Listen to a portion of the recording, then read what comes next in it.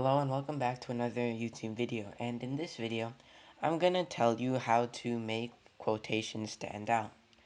But before we get started, don't forget to subscribe because we are very close to 100 subscribers. And yeah, let's get started.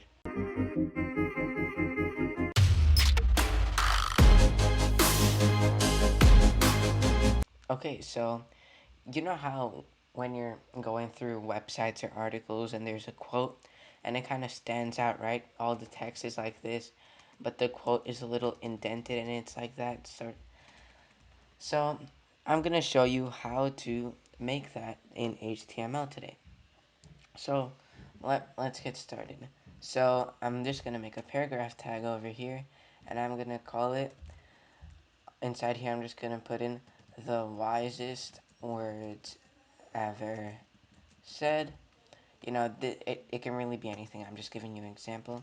And in here we do less than sign block quote, and we close it, and over here is where the stuff that sort of extrudes out, and that's where it goes. That's where the quote that pops out, that's where it goes. So in here, I'm going to put in the wisest words ever said, and that is chicken is pretty good.